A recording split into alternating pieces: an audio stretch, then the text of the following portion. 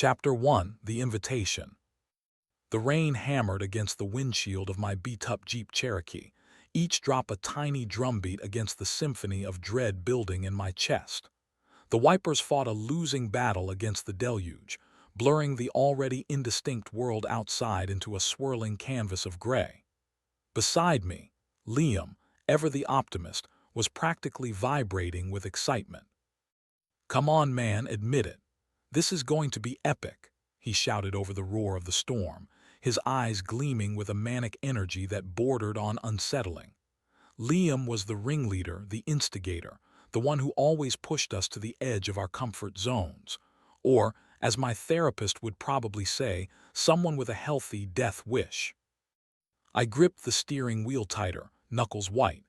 "Epic is finding a dry place to sleep tonight," I muttered, trying to ignore the growing knot in my stomach. "Epic is not trespassing on private property in the middle of a hurricane." "It's not quite a hurricane, Miles," Sarah chimed in from the back seat, her voice calm and measured. Sarah was the voice of reason, the anchor that kept Liam and me from drifting too far into the realm of pure insanity.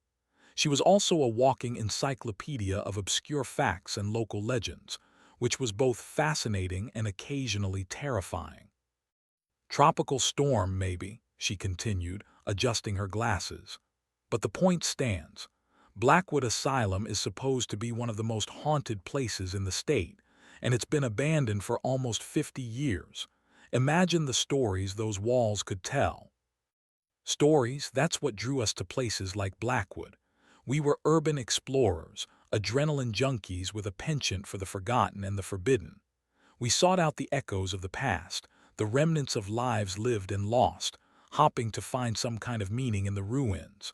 Or maybe we were just trying to escape our own meaningless lives. I wasn't sure anymore. "Yeah, stories about electroshock therapy and lobotomies," I said, my voice laced with a sarcasm that barely masked my unease.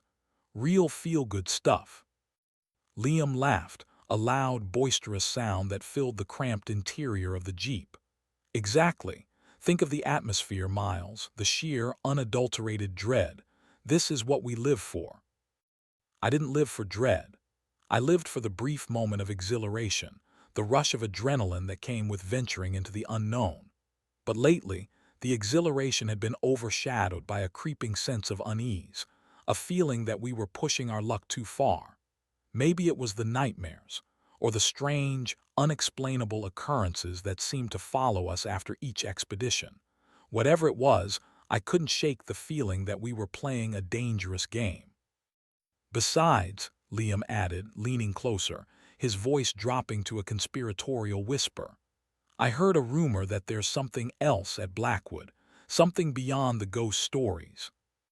"Oh great," I sighed. "Now we're dealing with cryptids." "Maybe," Liam grinned. "Or maybe something even stranger, something the doctors at Blackwood tried to bury, something they couldn't explain." Sarah cleared her throat. "I did come across some interesting articles while researching Blackwood," she said hesitantly. "There were whispers of experimental treatments, unorthodox methods, and a high number of unexplained deaths." Unexplained deaths. That was always the hook, wasn't it? The promise of something hidden, something dark and disturbing, the siren song of the abyss. The Jeep lurched as we hit a particularly deep pothole, sending a jolt through my spine. The rain intensified, blurring the road ahead into an impenetrable wall of water. I glanced at the GPS, the little arrow inching its way closer to our destination. "We're almost there," I said, my voice barely audible above the storm. A shiver ran down my spine, and I wasn't sure if it was from the cold or from the growing sense of foreboding that was settling over me like a shroud. The last few miles were a blur of rain-soaked trees and flooded roads. The GPS led us down a narrow, overgrown lane that felt like a path to oblivion.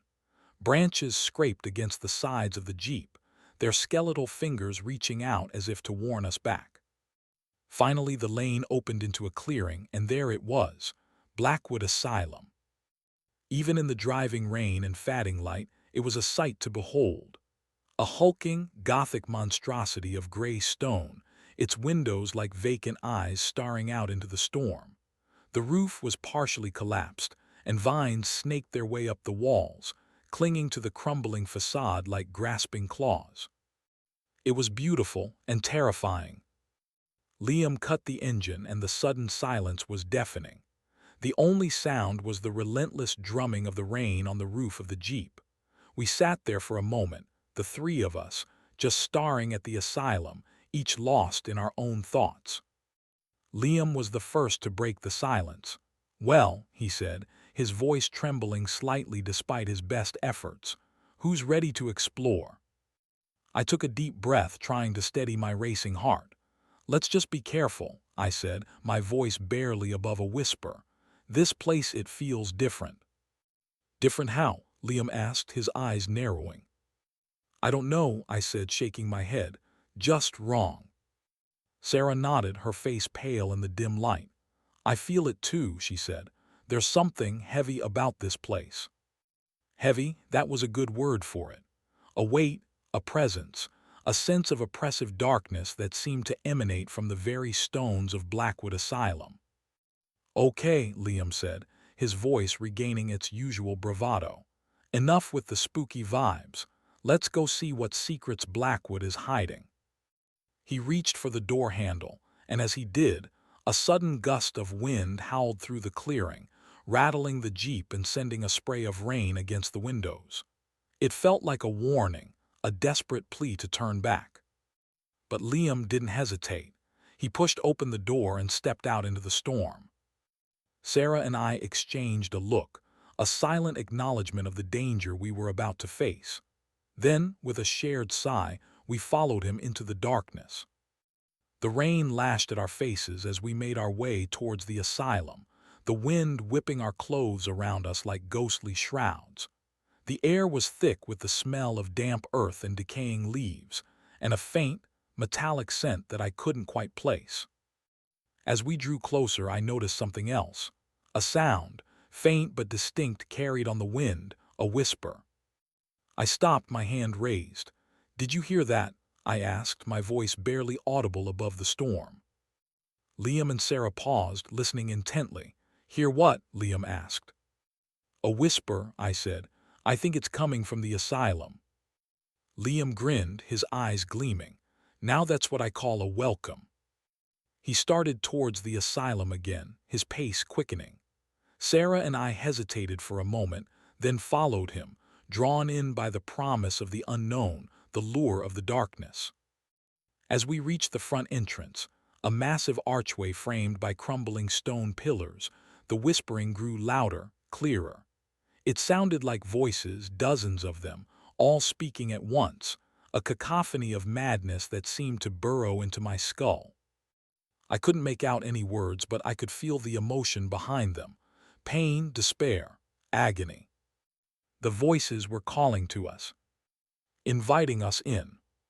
"This is it," Liam said, his voice filled with a mixture of excitement and apprehension. "The gateway to Blackwood."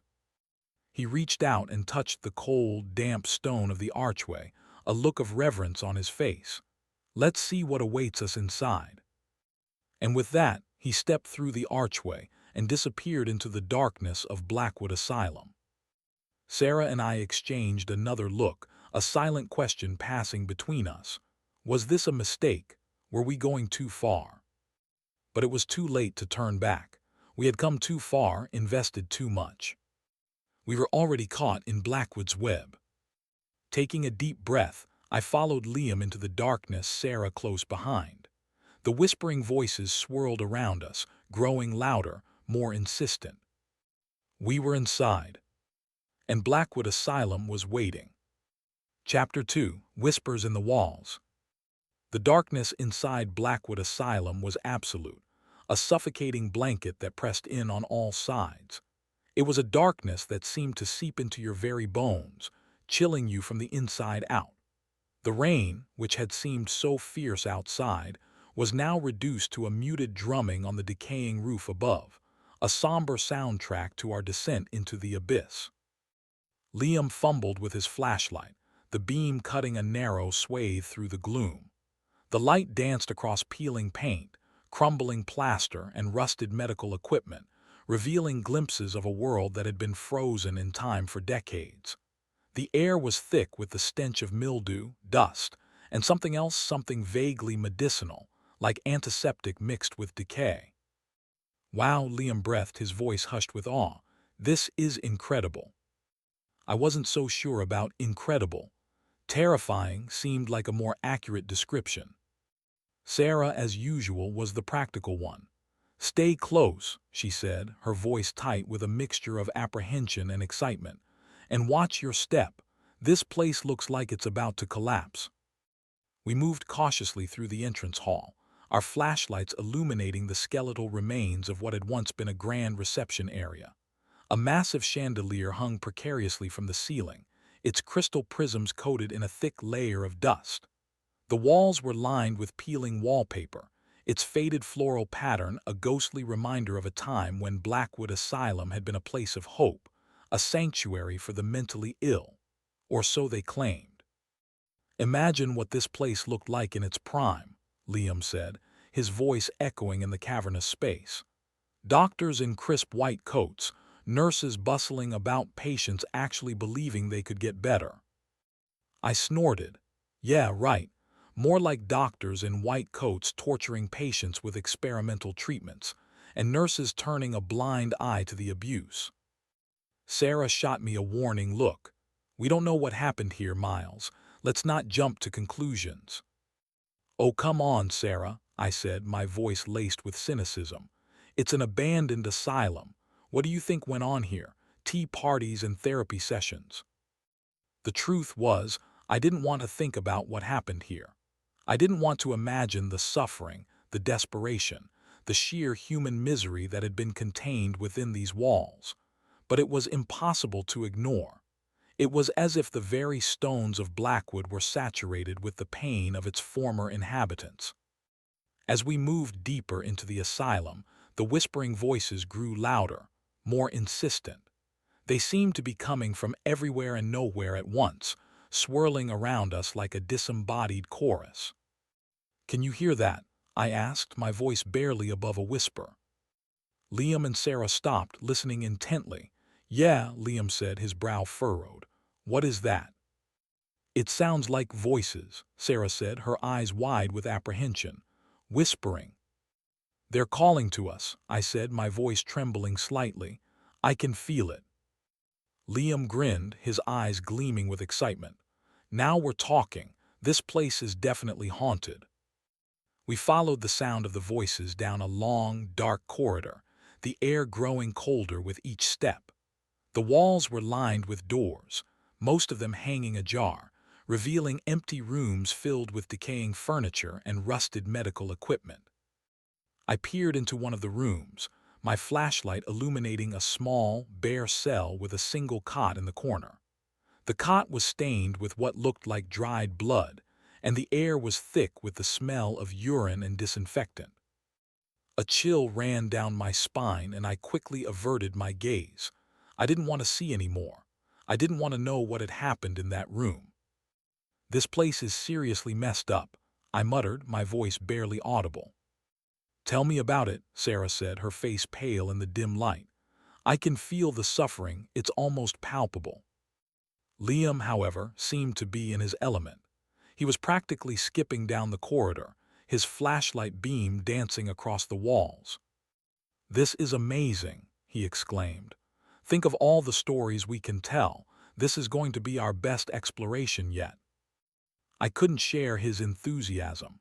The whispering voices, the oppressive darkness, the palpable sense of suffering, it was all starting to get to me. I felt like I was suffocating, like the walls were closing in. "Let's just find what we're looking for and get out of here," I said, my voice tight with anxiety.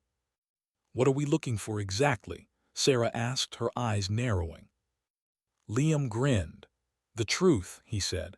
"The truth about Blackwood Asylum, the truth about what happened here, and maybe, just maybe, the truth about something else entirely."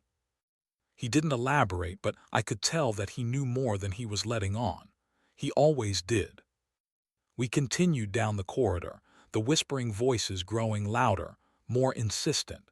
They seemed to be leading us somewhere, drawing us deeper into the heart of Blackwood. Finally, we reached the end of the corridor, where we found a heavy, oak door with a rusted metal plate that read Dr. Blackwood's office.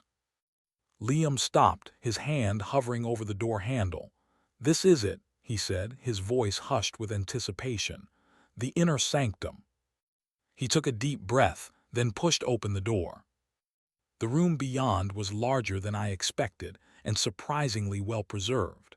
A massive desk dominated the center of the room, its surface covered in papers, books, and various medical instruments. The walls were lined with bookshelves, filled with leather-bound volumes that looked ancient and forbidding. The air in the room was thick with the smell of old paper and dust, and a faint, sweet scent that I couldn't quite identify. "Whoa," Liam breathed, his eyes wide with amazement. "This is like something out of a movie." I stepped into the room, my flashlight beam sweeping across the scene. It was as if Dr. Blackwood had just stepped out for a moment, leaving his office exactly as it had been on his last day. A chill ran down my spine. This place felt wrong, cursed. Sarah, as usual, was the first to notice something out of the ordinary. "Look at this," she said, pointing to a large portrait hanging on the wall behind the desk. The portrait depicted a stern-faced man with piercing blue eyes and a severe expression. He was wearing a black suit and a white collar, and he held a book in his hand. "That must be Dr. Blackwood," Sarah said. I stared at the portrait, a feeling of unease washing over me. There was something about the man's eyes, something cold and calculating, something inhuman. "He looks like a psychopath," I muttered. "Maybe he was," Liam said, his voice casual. "Maybe that's why he was so good at his job." I shot him a warning look. His job was to help people, not torture them. "Tomato, tomato," Liam shrugged. "Who's to say what's really going on in the minds of the mentally ill? Maybe Dr. Blackwood was just trying to find a way to unlock their potential." I rolled my eyes. "Yeah, by frying their brains with electricity." "Hey, you never know," Liam said, grinning. "Maybe he was on to something." I didn't want to think about it. I didn't want to imagine what Dr. Blackwood had done in this room, what experiments he had conducted, what horrors he had unleashed. I turned away from the portrait and began to examine the desk, hoping to find something that would shed some light on the asylum's dark history. I picked up a stack of papers, my fingers brushing against the brittle, yellowed pages. They were patient files, filled with handwritten notes and diagnoses. I flipped through them quickly, my stomach churning at the clinical descriptions of mental illness, the dehumanizing language used to describe the patients. "This is disgusting," I muttered, throwing the papers back onto the desk. "They treated these people like animals." "That's just how things were back then," Liam said, his voice dismissive. "They didn't know any better." "That's no excuse," I said, my voice rising. "They should have treated them with respect, with dignity, not like lab rats." I was getting angry, my blood boiling with indignation. I hated the way these people had been treated, the way they had been forgotten, the way their suffering had been erased from history. "Hey, calm down, Miles," Sarah said, her hand on my arm. "It's not good to get worked up in a place like this." "Why not?" I asked, my voice defiant. "What's the worst that could happen?" As soon as the words left my mouth, the temperature in the room dropped dramatically. The air grew heavy, oppressive, and the whispering voices intensified, swirling around us like a tornado. The flashlight flickered, casting long, distorted shadows on the walls. And then I heard it. A new voice. Louder, clearer, more distinct than the others. A voice that spoke directly into my mind. "Welcome," it whispered. "We've been expecting you." Chapter 3: The Doctor's Confession. The voice slammed into my consciousness like a physical blow. My head throbbed, my vision blurred, and I stumbled backward, slamming into one of the bookshelves. Books tumbled to the floor, scattering around my feet like fallen leaves. "Miles, what's wrong?" Sarah cried, rushing to my side. Liam stared at me, his face a mask of confusion and concern. "Dude, are you okay? You look like you've seen a ghost." I heard something," I stammered, clutching my head. "A voice in my head." "A voice?" Liam asked, his eyes narrowing. "What did it say?" "Welcome," it said, I replied, my voice trembling. "We've been expecting you." A wave of nausea washed over me, and I doubled over, gasping for air. The room seemed to spin around me, the walls closing in, the whispering voices growing louder, more menacing. "This place is messing with your head, Miles," Sarah said, her voice laced with concern. "We need to get you out of here." "No," I said, shaking my head. I need to know. What was that voice? What's going on here?" Liam grinned, his eyes gleaming with excitement. "Now this is getting interesting. Maybe we've stumbled upon something truly supernatural." He grabbed my arm, pulling me upright. "Come on, Miles.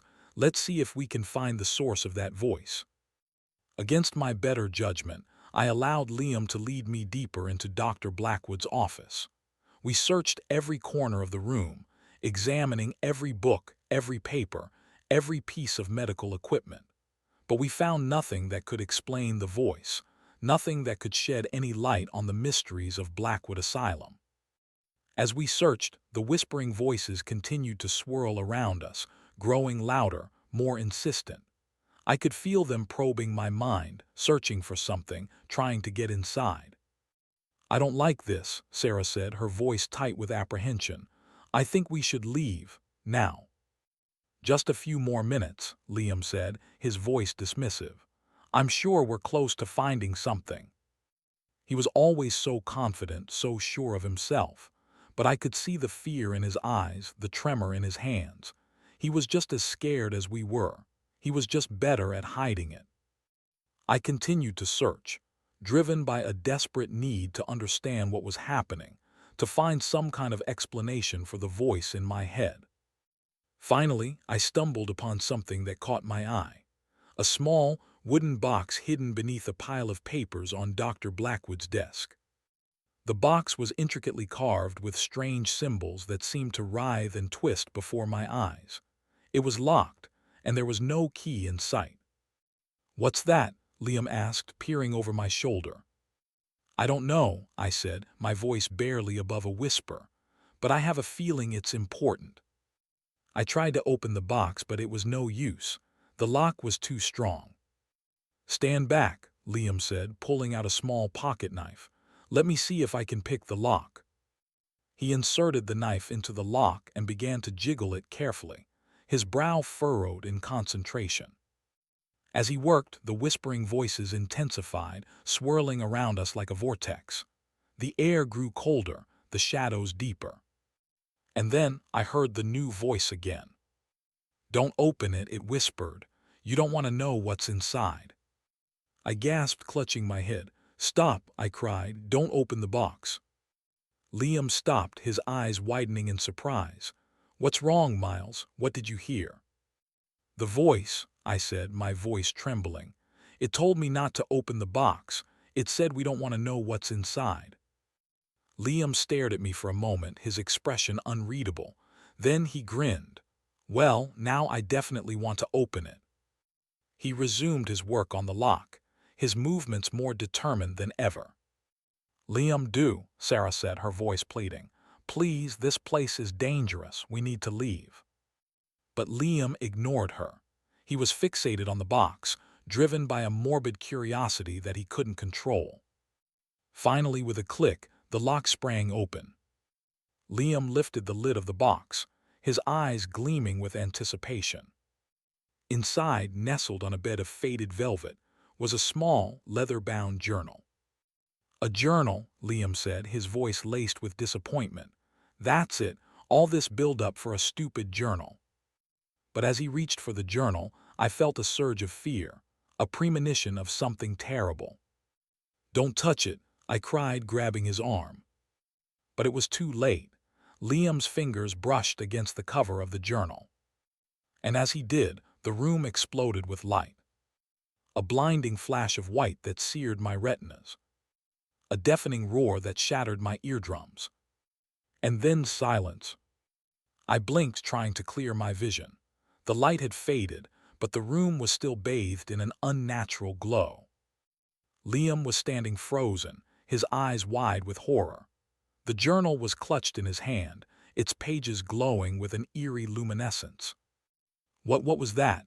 Sarah stammered, her voice trembling. Liam didn't answer. He just stared at the journal, his face pale with terror. Slowly, hesitantly, he opened the journal. And as he did, the room began to change. The walls seemed to melt and warp, the furniture twisting into grotesque shapes. The portraits on the walls came to life, their eyes following us with malevolent intent. The whispering voices grew louder, more chaotic, more insane. And then I saw him, standing in the corner of the room, shrouded in shadow. Dr. Blackwood. His face was pale and gaunt, his eyes burning with a feverish intensity. He was holding a scalpel in his hand, and a sinister smile played on his lips. "Welcome," he said, his voice a raspy whisper that echoed in my mind. "I've been waiting for you." He raised the scalpel, and I knew, with a certainty that chilled me to the bone, that we were no longer alone in Blackwood Asylum. We were trapped, and Dr. Blackwood was about to show us the true meaning of madness. Liam, still clutching the journal, began to read aloud, his voice trembling. "My dearest diary, today I made a breakthrough." Chapter 4, The Patient's Plaything. Liam's voice, thin and reedy, cut through the swirling chaos of the room, amplifying the already surreal horror that was unfolding before us. As he read the first words from Dr. Blackwood's journal, the asylum seemed to react, solidifying the hallucination, grounding it in a twisted reality we were now forced to inhabit. "My dearest diary, today I made a breakthrough. After weeks of experimentation with Subject 47, I believe I have finally unlocked the key to accessing the subconscious mind. By utilizing a combination of carefully calibrated electroshock therapy and hypnotic suggestion, I have been able to bypass the patient's conscious defenses and delve into the deepest recesses of their psyche." As Liam continued, the room transformed further. The sterile, decaying office dissolved, replaced by a gruesome tableau of a makeshift operating theater. Restraints were bolted to a rusted metal table, and the air reeked of ozone and blood. I could almost feel the crackling energy of the electroshock machine, the metallic tang of fear clinging to the air. Dr. Blackwood, now fully materialized, stepped forward, his scalpel glinting in the ethereal light. His eyes, burning with manic fervor, fixed on us with predatory intensity. "Fascinating, isn't it?" he rasped, his voice a chilling echo of the whispers that had lured us into this nightmare. "The human mind, a vast and unexplored landscape, ripe for discovery and exploitation." He gestured towards the operating table, and I saw, with a sickening jolt, the spectral form of a patient strapped down, his eyes wide with terror, his body convulsing. Subject 47. Subject 47 was a unique case, Blackwood continued, his voice dripping with morbid fascination. Resistant to conventional treatments, plagued by visions, but his resistance proved to be his greatest asset. Through him, I learned to harness the power of the subconscious to shape reality itself. Liam, still reading, stumbled over the next passage. "The initial results are promising. Subject 47's delusions are becoming increasingly vivid, increasingly real. He believes he is no longer confined to this asylum, but is instead traversing bizarre and fantastical realms. He is creating his own reality." As Liam spoke those words, the operating theater began to shift, the walls dissolving into a swirling vortex of colors and shapes. We were plunged into Subject 47's mind, a chaotic landscape of fragmented memories, distorted perceptions, and nightmarish imagery. I saw glimpses of grotesque creatures, shadowy figures lurking in the darkness, and endless corridors that twisted and turned in impossible directions. It was a world born of madness, a reflection of the tormented soul who had created it. Sarah screamed, clutching my arm. "What's happening? Where are we?" "We're inside Subject 47's mind," I said, my voice trembling. "Blackwood used the journal to pull us in." "This is insane," Liam shouted, his voice filled with panic. "How do we get out?" "I don't know," I said, my mind racing. "But we need to find a way to stop reading the journal. That's what's keeping us trapped." Easier said than done. Liam was transfixed, his eyes glazed over, his voice a mere conduit for Dr. Blackwood's twisted narrative. Dr. Blackwood, now a godlike figure in this mental realm, chuckled. "Escape is futile," he said, his voice echoing in my mind. "You are my guests now, my playthings. I intend to show you the true potential of the human mind, the true horrors that lie within." He snapped his fingers, and the world around us shifted again. We were now in a vast, empty room, its walls lined with mirrors that reflected our distorted images back at us. The mirrors were cracked and broken, and our reflections were fragmented, incomplete. "This is the Hall of Reflections," Blackwood said, his voice filled with perverse glee. "A place where you will confront your deepest fears, your darkest secrets. A place where you will learn the true meaning of terror." He pointed to one of the mirrors, and my reflection began to change. My face contorted, my eyes turned black, and my body twisted into a grotesque caricature of its former self. I screamed, recoiling in horror. "What are you doing to me?" "I'm showing you the truth, Miles," Blackwood said, his voice dripping with sarcasm. "The truth about who you really are, the truth about the darkness that lurks within your soul." He gestured towards another mirror, and Sarah's reflection began to change. Her face aged rapidly, her skin wrinkling, her hair turning gray. She gasped, clutching her chest, her eyes wide with terror. "I'm showing her the truth about her mortality," Blackwood said, his voice filled with cruel amusement. "The truth about the inevitability of death, a fear that consumes her every waking moment." He turned to Liam, who was still reading from the journal, his eyes glazed over. "And you, Liam," Blackwood said, his voice softening slightly. "I'm showing you the truth about your ambition, the truth about your desire for power, a desire that will ultimately consume you." Liam's reflection in the mirror began to grow larger, more imposing. His features hardened, his eyes gleamed with a cold, calculating light. He looked like a tyrant, a dictator. "I don't want this," Liam cried, his voice filled with anguish.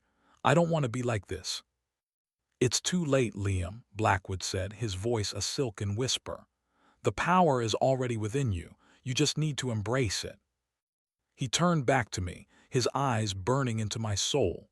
"Now, Miles," he said, his voice filled with anticipation. "Let's see what other horrors we can find lurking in the depths of your mind." He snapped his fingers again, and the world around us shifted once more. The Hall of Reflections dissolved, replaced by a new, even more terrifying landscape. I knew with a sinking feeling that this was just the beginning. Blackwood had only scratched the surface of our fears. He was just getting started. As Liam continued to read from the journal, I knew that we were running out of time. We needed to find a way to break free from Blackwood's control, to escape this nightmarish realm before he completely unraveled our minds. But how? How could we fight a monster who lived inside our own heads? How could we escape a prison made of our deepest fears?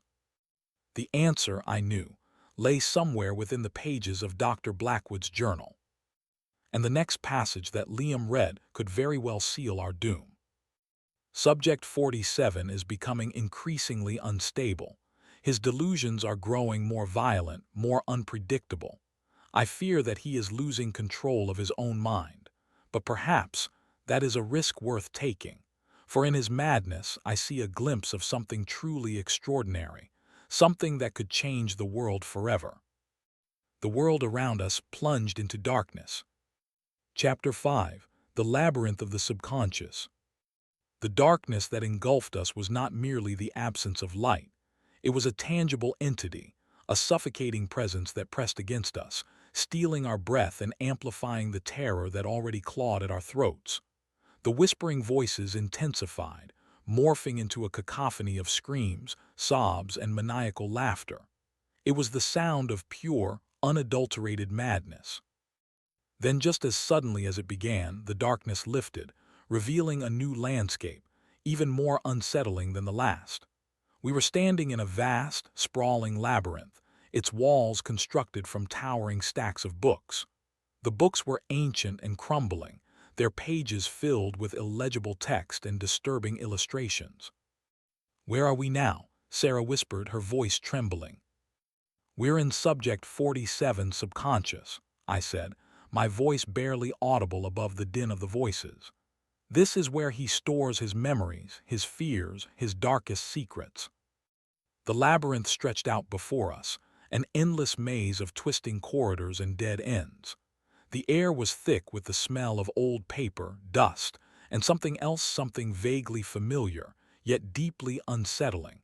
It was the smell of my own forgotten memories, my own buried traumas. "This is impossible," Liam said, his voice laced with despair. "We'll never find our way out of here." He was right. The labyrinth was designed to disorient and confuse, to trap us in a never-ending cycle of fear and despair. But we had no choice. We had to keep moving. We had to find a way to escape.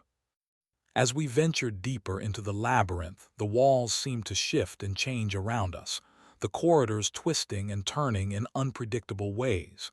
We passed countless doors, each one leading to a different memory, a different fear.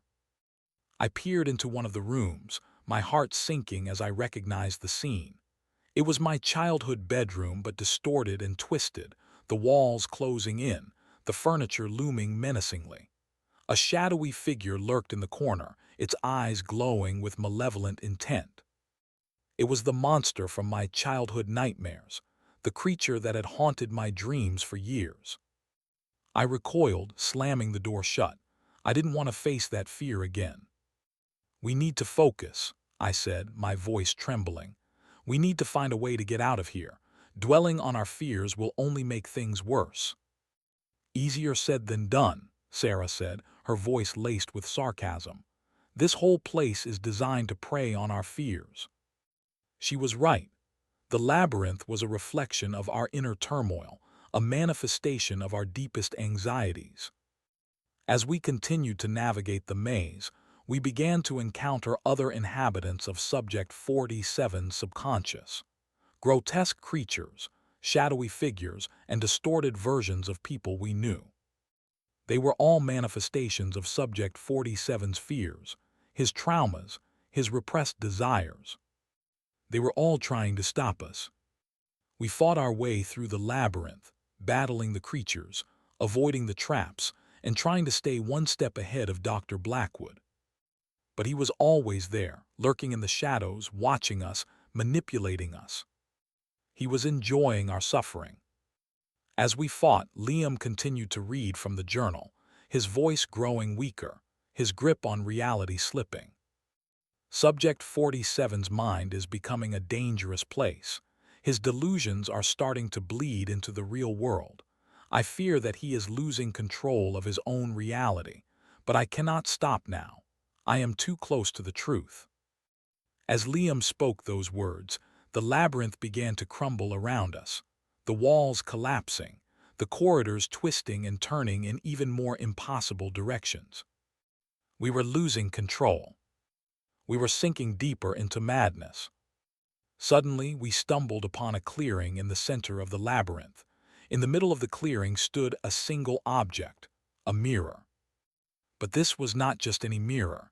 It was a portal, a gateway to another realm. Dr. Blackwood stood beside the mirror, a sinister smile on his face. "Welcome," he said, his voice echoing in my mind. "This is the gateway to the next level.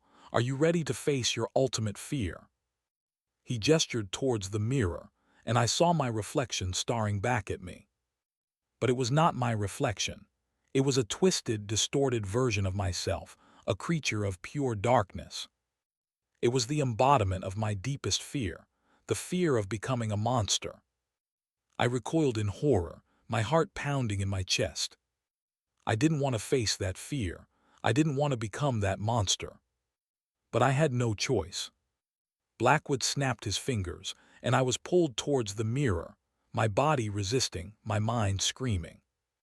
As I passed through the mirror, I felt a searing pain, a burning sensation that consumed my entire being. And then darkness. I was alone, trapped in the void. I was the monster. Chapter 6: The Monster Within. The void was a sensory deprivation chamber, a place of utter silence and complete darkness. There was no up, no down, no left, no right, only nothingness. It was a terrifying blank canvas that amplified every fear, every insecurity, every repressed desire I had ever harbored.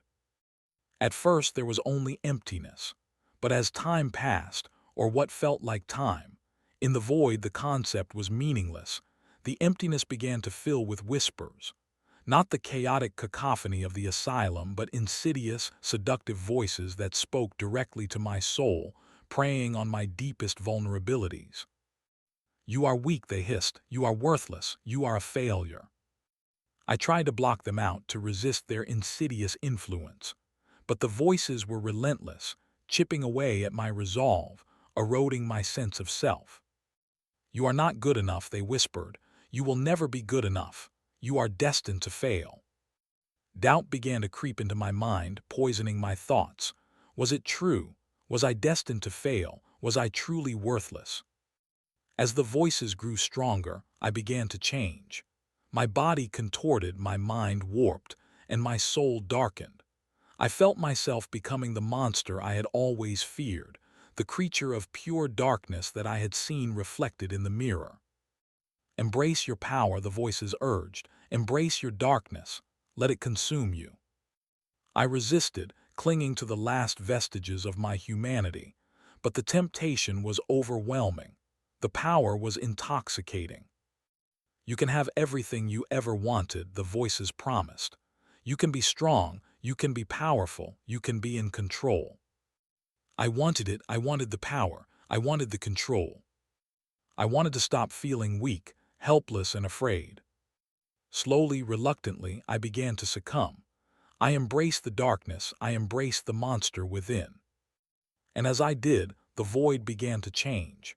Images flickered in the darkness, visions of my past, my present, and my future.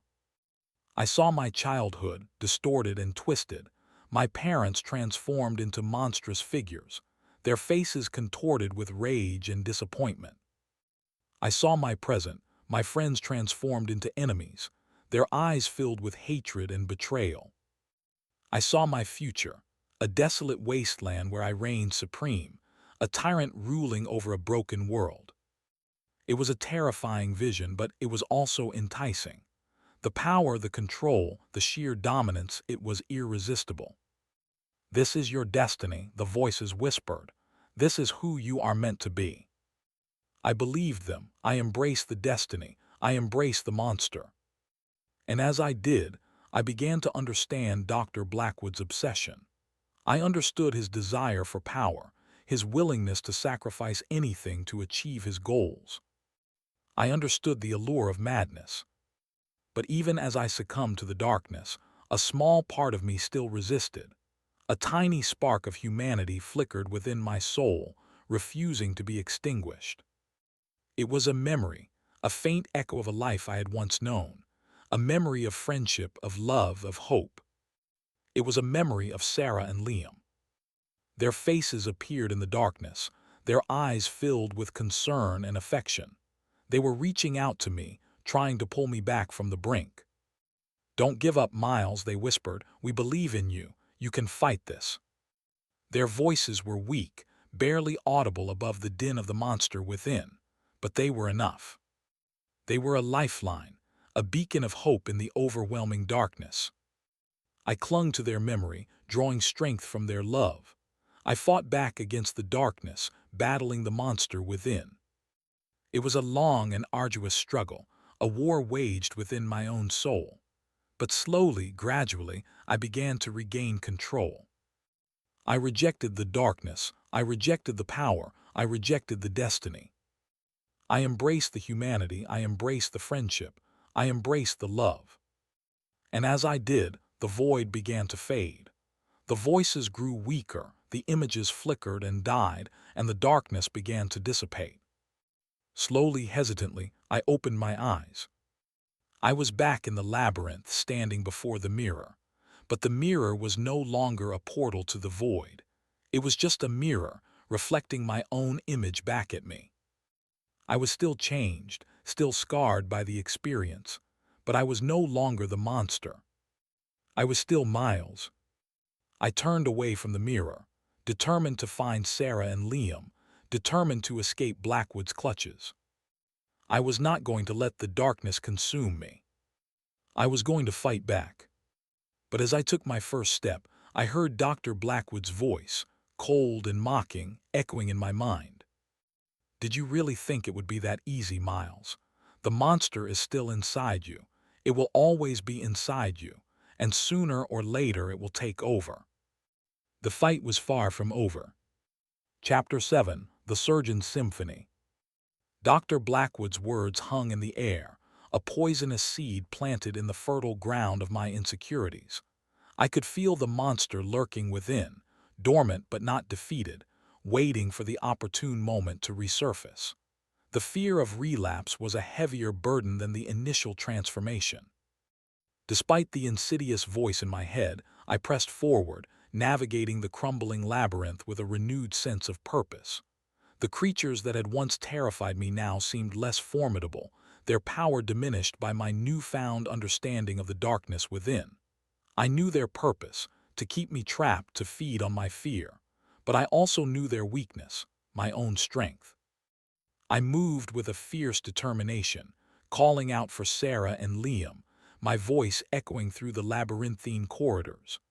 The only response was the whispering chorus of the asylum, a constant reminder of the madness that surrounded us.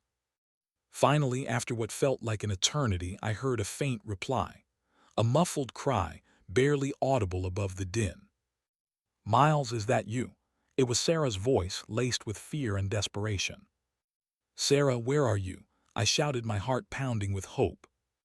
"I don't know, I'm trapped in some kind of room," she replied, her voice trembling. "It's filled with instruments, and I can hear him." "Hear who?" I asked, my blood running cold. "Blackwood," she whispered. "He's talking to me about my fears, about my family." I knew what was happening. Blackwood was isolating us, preying on our individual weaknesses, trying to break us down one by one. "Hold on, Sarah," I said, my voice firm. "I'm coming, just tell me where you are." She described her surroundings as best she could, the details fragmented and disjointed. Instruments, surgical tools, a cold metal table.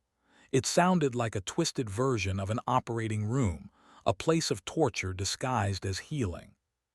Using her description, I retraced my steps, navigating the labyrinth with a newfound urgency. The creatures tried to stop me, but I fought them off with a ferocity I didn't know I possessed.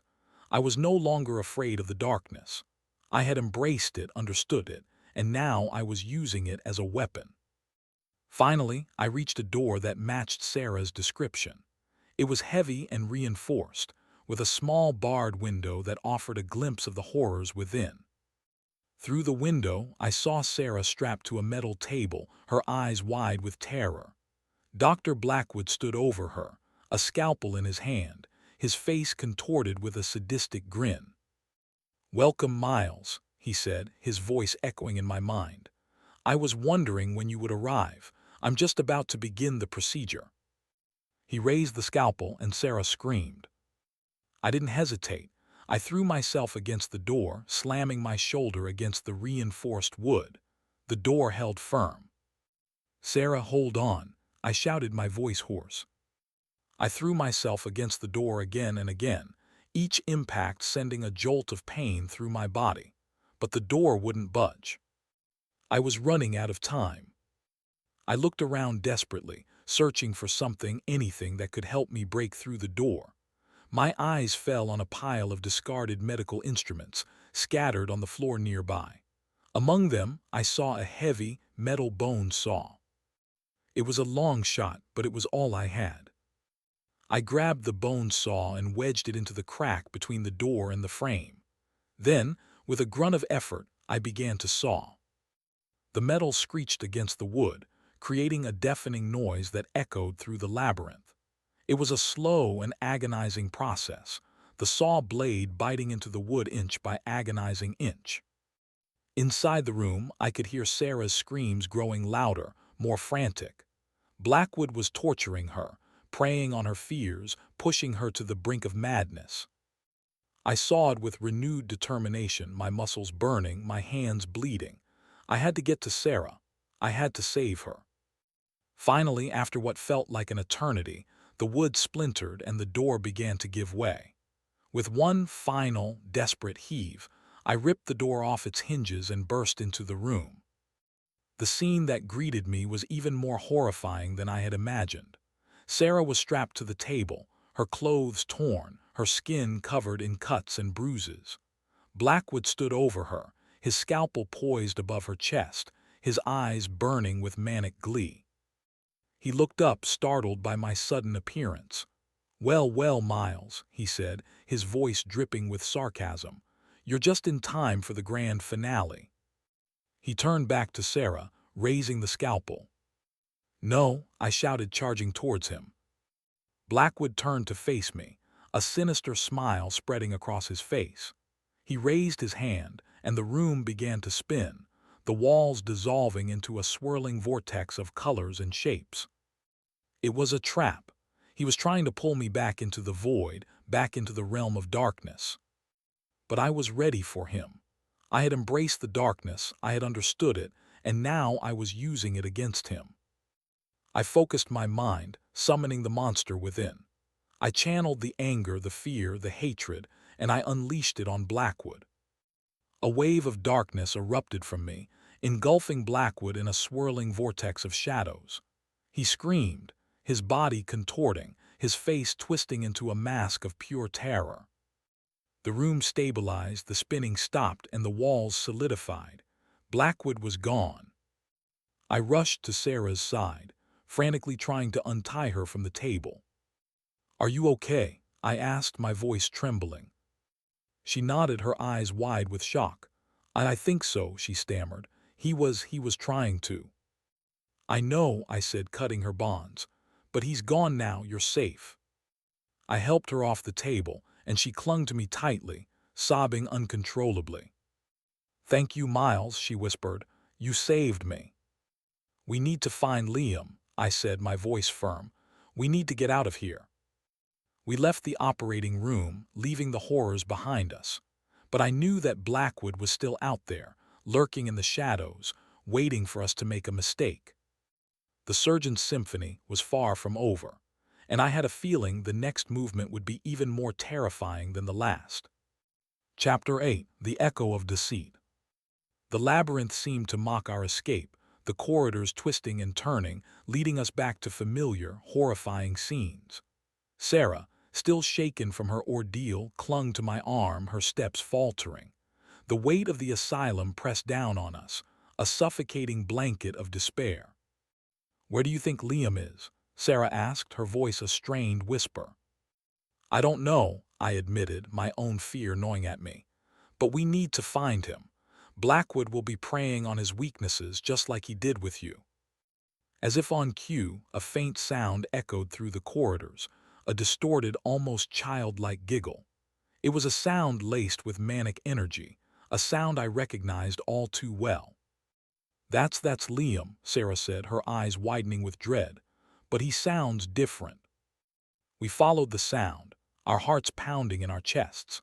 The labyrinth seemed to conspire against us, leading us through increasingly bizarre and unsettling landscapes. We passed through a room filled with distorted mannequins, their limbs contorted into grotesque poses, their faces frozen in silent screams.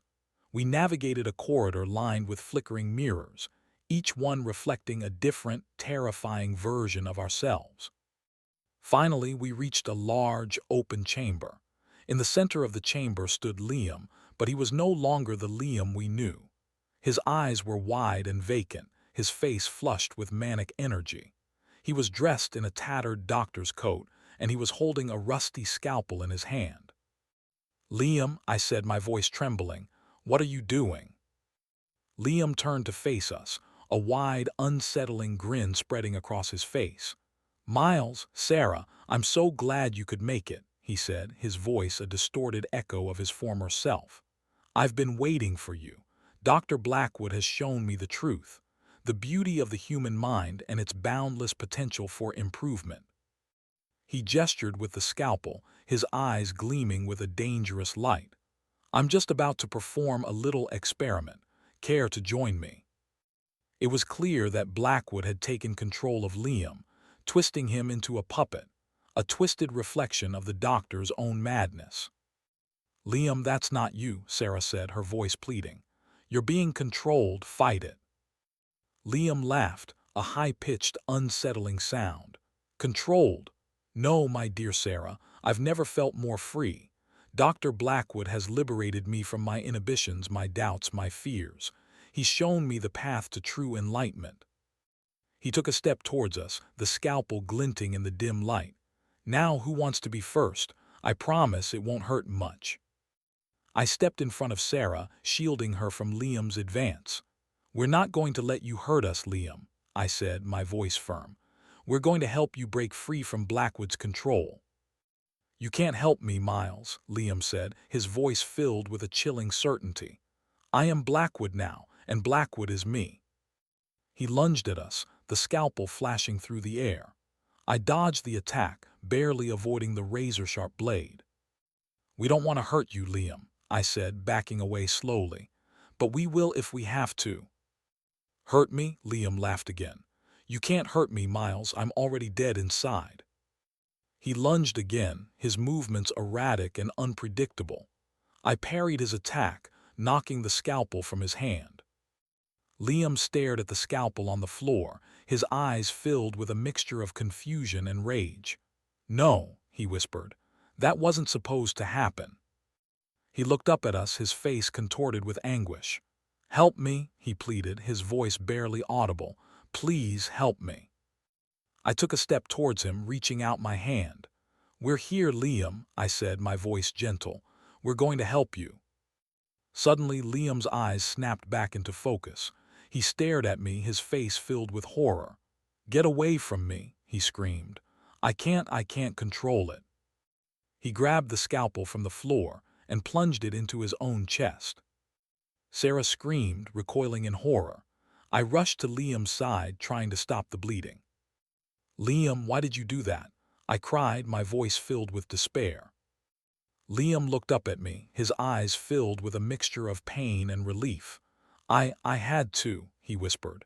"It was the only way to stop him." His eyes closed and his body went limp. He was gone. I stared down at Liam's lifeless body, my heart filled with grief and rage. Blackwood had used him, manipulated him, and ultimately driven him to suicide. "He's going to pay for this," I said, my voice trembling with fury. "He's going to pay for everything." Sarah, still sobbing, clung to my arm. "What do we do now, Miles?" she asked, her voice barely audible. "We find Blackwood," I said, my voice cold and hard, "and we end this nightmare once and for all." The loss of Liam solidified my resolve. It was no longer just about escaping the asylum. It was about vengeance. It was about stopping Blackwood from hurting anyone else. As we left Liam's body behind, I knew Blackwood was watching, that he was waiting. He was a puppeteer, and we were dancing to his tune. The only way to win was to cut the strings, to find him and sever the connection that bound him to this place, to subject 47 and to us. We continued deeper into the labyrinth, the whispering voices now a constant torment. Blackwood was toying with us, leading us on, reveling in our suffering. But I refused to break. I refused to give him the satisfaction. I was going to find him, and I was going to make him pay. The labyrinth shifted, transforming into a grotesque parody of a church. Blood-red stained glass windows depicted scenes of torture and madness. An altar, stained with what appeared to be blood, stood at the end of the aisle. And standing before the altar, bathed in an unholy light, was Dr. Blackwood. "Welcome, Miles," he said, his voice echoing through the chamber. "I've been expecting you, and I see you've brought a guest. Pity she won't be leaving." Chapter 9. The Sacrament of Madness. The grotesque parody of a church amplified the suffocating atmosphere, each detail designed to instill a deeper sense of dread. The blood-red stained glass windows cast macabre shadows that danced across the altar, painting a chilling picture of distorted faith and twisted devotion. The air hung heavy with the metallic scent of blood, mingling with the musty odor of decay. Dr. Blackwood, bathed in the unholy light, exuded an aura of unearthly power. He seemed to have fully embraced the madness of Subject 47, becoming a conduit for the asylum's collective torment. His eyes burned with an unholy fire, reflecting the chaos and despair that had consumed his soul. "So, you finally arrived," Blackwood said, his voice a silken whisper that seemed to slither into my mind. "I commend your tenacity, Miles, but I fear your journey ends here." He gestured towards Sarah, who was trembling beside me, her face pale with terror. "Your friend, however, is about to experience the true sacrament of madness, a ritual that will cleanse her soul and elevate her to a higher plane of existence." He advanced towards the altar, his movements fluid and graceful, like a predator stalking its prey. "It's quite simple, really. A small incision, a touch of the divine madness, and she will be forever transformed." "Stay away from her," I shouted, my voice fueled by a surge of adrenaline. I charged towards Blackwood, intent on stopping him before he could reach Sarah. But as I moved, the ground beneath my feet began to shift, transforming into a viscous, blood-like substance that slowed my progress. Miles," Blackwood said, his voice laced with amusement. "Patience, my friend, we have much to discuss." He reached the altar and turned to face Sarah, his eyes gleaming with a feverish intensity. "Are you ready, my dear?" he asked, his voice gentle and soothing. "Are you ready to embrace the madness?" Sarah screamed, struggling against the unseen force that held her in place. "No, please, don't do this." Blackwood ignored her pleas, raising a gleaming silver chalice above the altar. The chalice was filled with a dark, viscous liquid that pulsed with an unnatural energy. "This is the essence of Subject 47's madness," Blackwood said, his voice reverent. "A distillation of his pain, his fear, his despair. It is the key to unlocking the hidden potential of the human mind." He tilted the chalice, and the dark liquid began to pour onto the altar, forming a swirling pool of darkness. "Drink, my dear," Blackwood said, his voice hypnotic. "Drink and be free." I strained against the viscous ground, trying to reach Sarah, but it was no use. I was trapped, forced to watch as Blackwood prepared to sacrifice her to his twisted god of madness. "This ends now, Blackwood," I shouted, my voice filled with rage. I focused my mind, summoning the darkness within me. I channeled the anger, the grief, the hatred, and I unleashed it on Blackwood, creating a wave of psychic energy that reverberated through the chamber. Blackwood staggered, his eyes widening in surprise. What is this?" he stammered. "This is the end of your reign of terror, Blackwood," I said, my voice cold and hard. "You're going to pay for everything you've done." I pushed forward, forcing my way through the viscous ground, my determination fueled by a burning desire for vengeance. Blackwood regained his composure, a sinister smile spreading across his face.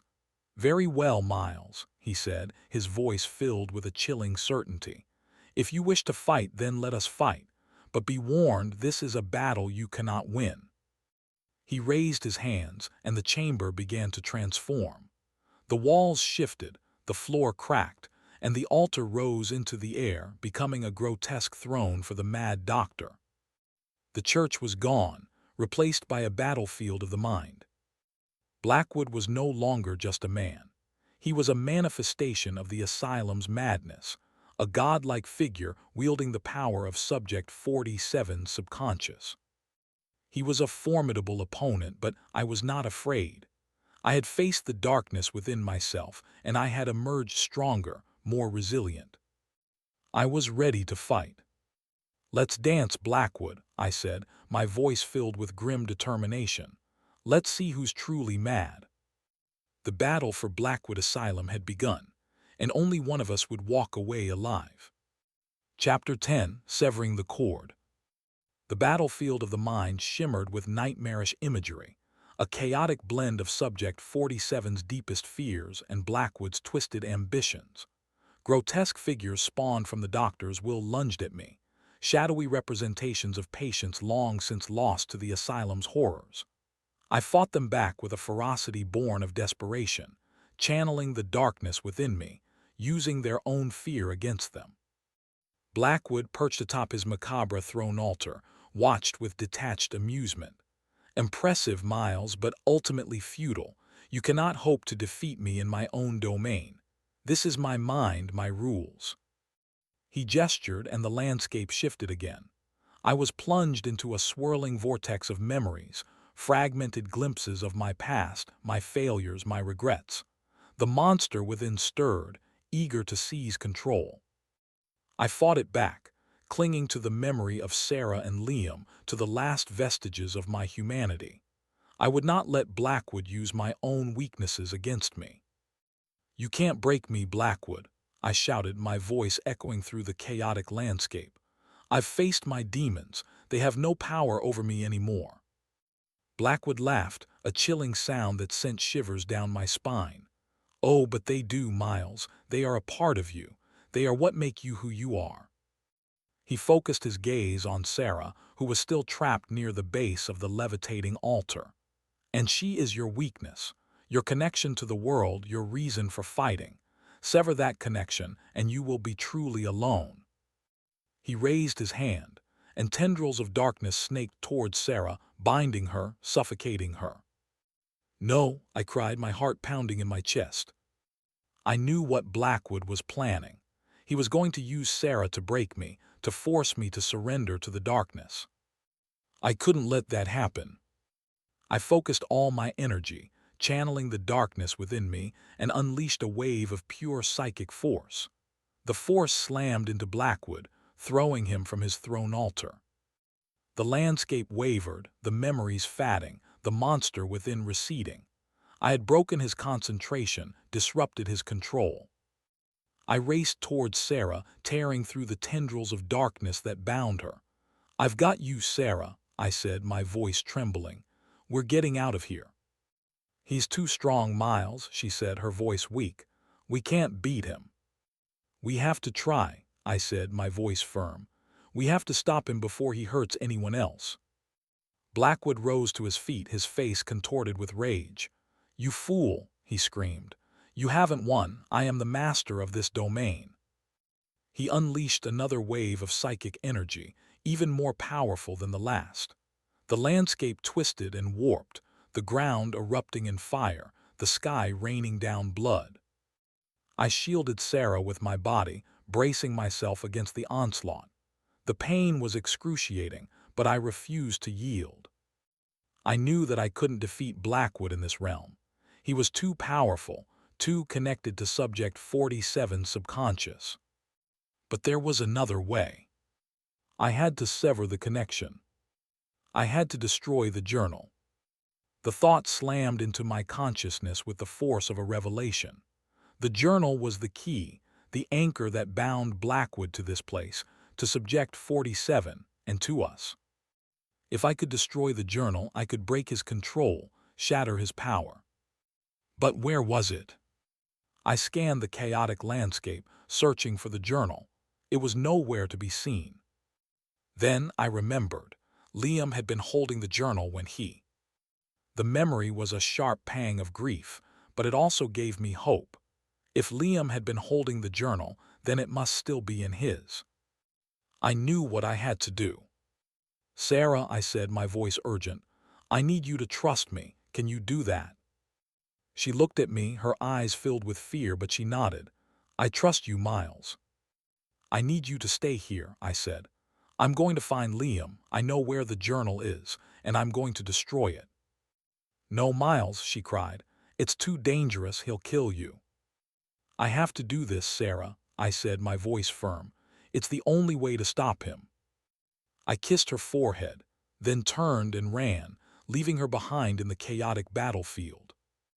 I raced through the labyrinthine corridors, retracing my steps, my heart pounding in my chest. Blackwood's power was growing, the landscape becoming more twisted and terrifying. Finally, I reached the chamber where Liam had taken his own life. His body still lay on the floor, the scalpel clutched in his hand. I knelt beside him, my heart breaking anew. "I'm sorry, Liam," I whispered. "I'm going to make this right, I promise." I reached for the journal, my fingers brushing against its leather cover.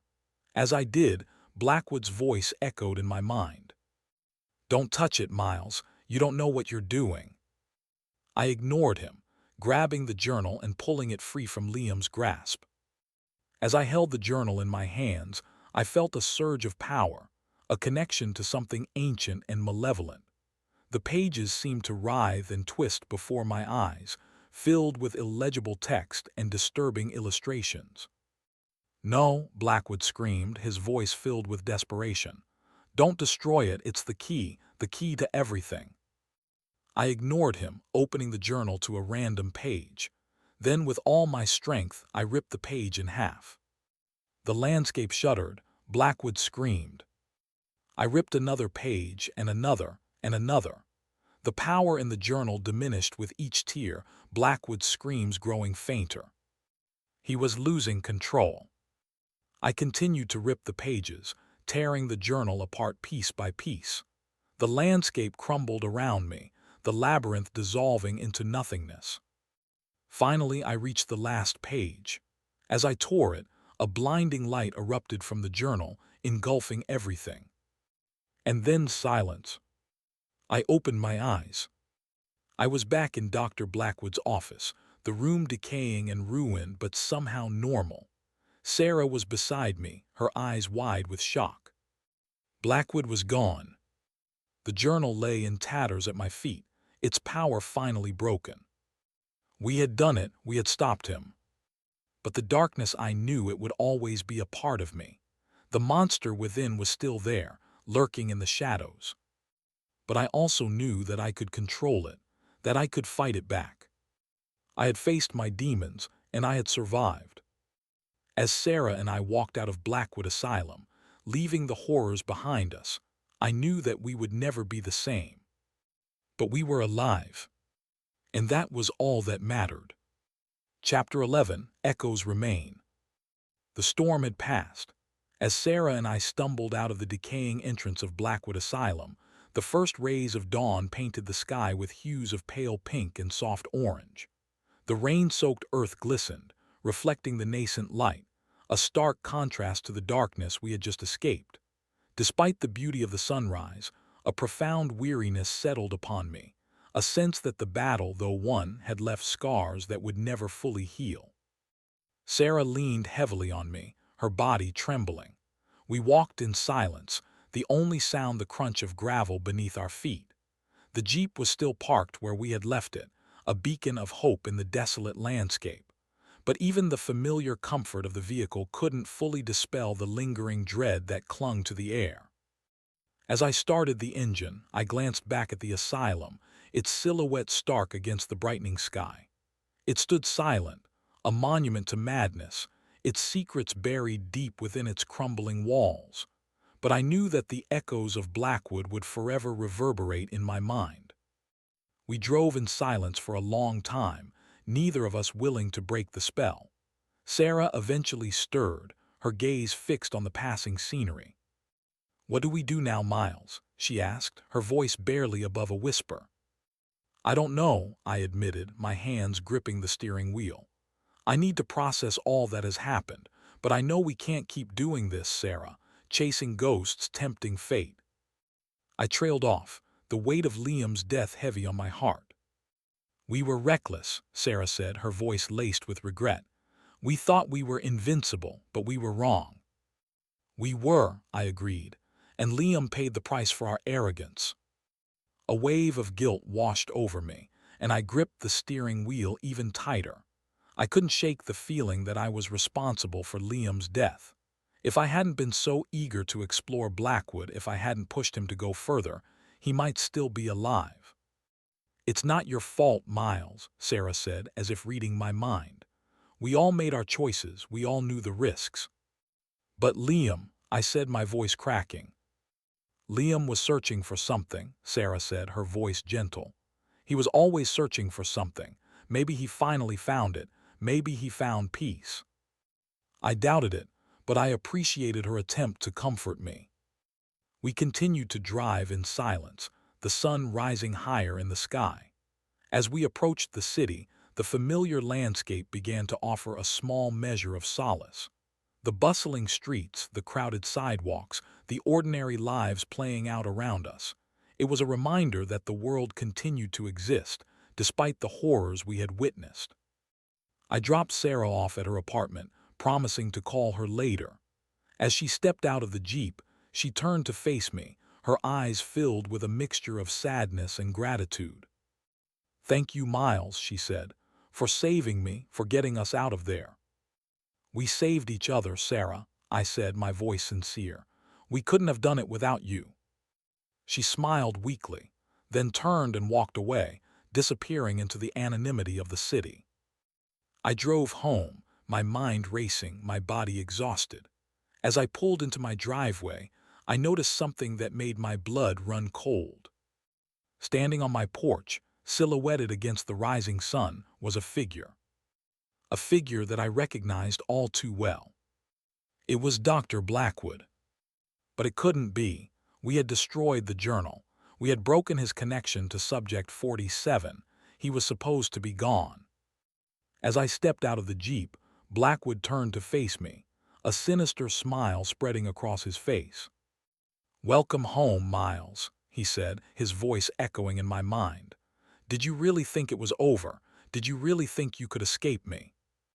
He took a step towards me, his eyes burning with a feverish intensity. "I am a part of you now, Miles. I am the darkness within your soul, and I will never let you go." I recoiled in horror, my heart pounding in my chest. The monster within stirred, eager to seize control. The battle had not ended. It had only just begun, and now it was a battle for my very soul. But as I prepared to face Blackwood once again, I realized something. He wasn't as strong as he had been in the asylum. He was weaker, diminished. He was no longer a godlike figure wielding the power of Subject 47's subconscious. He was just a man. A madman, perhaps, but still just a man. And I knew that I could defeat him. I could banish him from my mind. I could reclaim my life. The echoes of Blackwood Asylum would always remain, but they would not define me. I was Miles, and I was going to fight. Chapter 12, Cleansing Flame. The sight of Blackwood standing on my porch, bathed in the morning sun, was a gut-wrenching violation. It was a reminder that even outside the asylum walls, the tendrils of madness could still reach, could still corrupt. He was a virus, and I was the host. I took a deep breath, forcing myself to remain calm. Panic was Blackwood's greatest weapon. Fear was his fuel. I would not give him the satisfaction. "How?" I asked, my voice steady, despite the turmoil raging within. "How are you here? We destroyed the journal." Blackwood chuckled, a dry, rasping sound. "The journal was merely a conduit, Miles, a focal point. The true source of my power lies within the mind of Subject 47, and within you." He stepped closer, his eyes boring into mine. "You carry the darkness now, Miles. You embraced it, you used it. And in doing so, you opened the door for me. I am a part of you now, a constant companion, a voice in your head. You can never truly be rid of me." "I don't believe you," I said, my voice firm. You're weakened. You're not the all-powerful being you were in the asylum. Am I not? Blackwood countered, a sinister smile spreading across his face. Then let me show you what I am capable of. He raised his hand, and the world around me began to distort. The sky turned a sickly green, the trees twisted into grotesque shapes, and the ground beneath my feet trembled. It was a faint echo of the labyrinth, a pale imitation of the horrors we had faced within the asylum. But it was enough to trigger the monster within, to stir the darkness that I had fought so hard to suppress. The whispers returned, insidious voices that preyed on my insecurities, amplifying my fears. You are weak. You are worthless. You are destined to fail. I fought them back, clinging to the memory of Sarah and Liam, to the hope that I could still be free. It's not working, Blackwood, I said, my voice defiant, despite the growing turmoil within. You can't control me. I'm stronger than you think. We'll see about that, Miles, Blackwood said, his voice laced with menace. Let's see how you fare against your greatest fear. He focused his gaze on my house, and the familiar structure began to transform. The windows darkened, the walls crumbled, and the roof sagged, creating a grotesque parody of my childhood home. It was the house from my nightmares, the house where the monster lurked in the shadows. This is your sanctuary, Miles, Blackwood said, his voice dripping with sarcasm. The place where you felt safe, where you found comfort. Let's see how safe you feel now. He gestured towards the house, and the front door creaked open, revealing a dark and foreboding interior. The whispers intensified, urging me to enter, to embrace the darkness, to become the monster. I resisted, my heart pounding in my chest. I knew that if I entered that house, I would be lost. I would succumb to the darkness, and Blackwood would finally claim my soul. But I couldn't run. I couldn't hide. I had to face my fear. I had to confront Blackwood on his own terms. Taking a deep breath, I steeled my resolve and stepped towards the house. As I crossed the threshold, the darkness enveloped me, and the whispers grew deafening. I was inside. The interior of the house was even more terrifying than I had imagined. The furniture was broken and decayed, the walls stained with blood, and the air thick with the stench of mildew and death. Shadowy figures lurked in the corners, their eyes glowing with malevolent intent. It was a reflection of my deepest fears, my darkest secrets. It was a prison of my own making. Blackwood stood in the center of the living room, a sinister smile on his face. "Welcome home, Miles," he said, his voice echoing through the house. "I hope you enjoy your stay." He raised his hand, and the shadowy figures lunged at me, their claws extended, their eyes burning. I fought them back, channeling the darkness within me, using their own fear against them. I punched, I kicked, I clawed, I scratched, but they kept coming, wave after wave of relentless terror. I was growing tired, my strength waning, my resolve faltering. The whispers intensified, urging me to surrender, to embrace the monster. I was about to give up when I remembered something, a memory of my grandmother, a woman of fierce faith and unwavering strength. She had always told me that the darkness could only be defeated with light, that fear could only be banished with love. I closed my eyes, focusing on the memory of her smile, her warmth, her unwavering belief in me. I summoned the love, the hope, the faith, and I unleashed it on the house, creating a wave of pure, cleansing energy. The shadowy figures recoiled, their forms dissolving in the light. The house began to shake, the walls trembling, the roof creaking. Blackwood screamed, his body contorting, his face twisting into a mask of pure terror. "No," he cried, "it's not possible, you can't defeat me." But he was wrong. I was defeating him. The light was banishing the darkness, cleansing the house of its evil. The power wasn't about darkness or light. It was about choice, about choosing to fight, about choosing to believe, and that power was mine. The house crumbled around me, the walls collapsing, the roof caving in. But I was unharmed, protected by the shield of love and faith that surrounded me. When the dust settled, I was standing outside on my porch, the morning sun shining brightly on my face. The house was still there, but it was no longer terrifying. It was just a house, a place of memories, both good and bad. Blackwood was gone. The echoes of Blackwood Asylum would always remain, but they would no longer haunt me. I had faced my demons, and I had emerged victorious. I had reclaimed my life. As I walked into my house, I knew that the battle was far from over.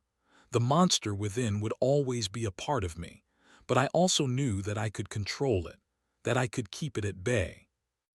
I had learned to embrace the darkness, to understand it, to use it. But I had also learned the power of light, the strength of love, the importance of faith. And with those weapons, I knew that I could face anything. The end.